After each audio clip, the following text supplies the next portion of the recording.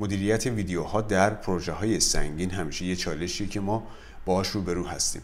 از طریق گزینه لایت باکس در صفحه کالر داوینچی ریزالت میتونیم دسترسی سریع به فوتیج هامون داشته باشیم. در بخش بالایی سمت راست صفحه کالر ما یک گزینه تحت عنوان لایت باکس داریم که بر روی اون وقتی کلیک بکنیم پنجره لایت باکس برای ما باز میشه که مدیریت تمامی فوتیج ها و ایمیج هایی که داخل اون تایملاین اد کردیم رو میتونیم دسترسی داشته باشیم و دقیق بتونیم آنالیزش بکنیم. در بخش بالا سمت راست این پنجره هم ما گزینه زوم این و زوم اوتی داریم که میتونیم مدیریت دقیق تری داشته باشیم. اما کار با پنجره لایت باکس بهتره که از طریق شورت کی اتفاق بیفته. برای این کار من برمیگردم به صفحه کالر. در صفحه کالر به بخش منوها بریم، منوی اصلی داوینچی ریزالت رو انتخاب بکنیم، گزینه کیبورد کاستومایزیشن رو که باز بکنید و در بخش سرچ پنجره باز شده ما اگر لایت باکس رو سرچ بکنیم بلافاصله گزینه شو پنل این ورک اسپیس برای ما باز میشه که باید تبش رو باز کنیم. خب ببینید که لایت باکس ما میتونیم شورت کیش رو تعریف کنیم. بر روی مک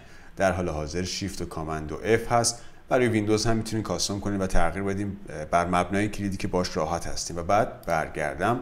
حالا اگر من از شورت کی استفاده بکنم خیلی ساده میتونم به لایت باکس هم برسم. نکته مهمی که این بخش داره اینه که ما میتونیم قیاس بر روی پلی بک رو بر روی فوتیج ها به راحتی انجام بدیم و دیگه اسکرول نکنیم در پروژه هایی که سنگین هست و تایملاین های بزرگ. برای این کار برمیگردم.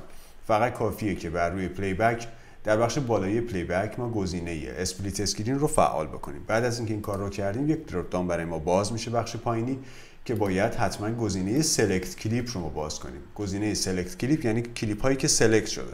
و بعد از اینکه بر روی این گزینه ما ست کردیم، حالا اگر من مجدد شورت کی رو بزنم و وارد بخش لایت باکس هم بشم و ایمیج ها و فوتیج هایی رو من سلکت بکنم، کافیه که کنترل رو نگه دارم و شروع کنم به سلکت کردن فوتیج ها. به سادگی این کار رو میتونیم انجام بدیم و بعد از اینکه سلکتمون انجام شد ما اگر مجدد با شورت کی برگردیم به محیط صفحه کالر که من این کار رو انجام میدم، دقت بکنید اف رو بزنم بلافاصله قیاسی که شما سلکت کردید فوتیج ها رو بر روی کلیپ ها هم در بخش کلیپ میتونید ببینید که ما این فوتیج ها رو سلکت کردیم. پس ما مدیریت خیلی سریعتری داریم. مجدد میتونم برگردم و فوتیج های سلکت شده رو من بلافاصله عوض بکنم تا مجدد اگه برمیگردم به صفحه اصلی با شورت کی که دارم انتخاب میکنم من قیاس رو در صفحه پلی بک هم دارم و عملا دسترسی ما رو سریعتر میکنم.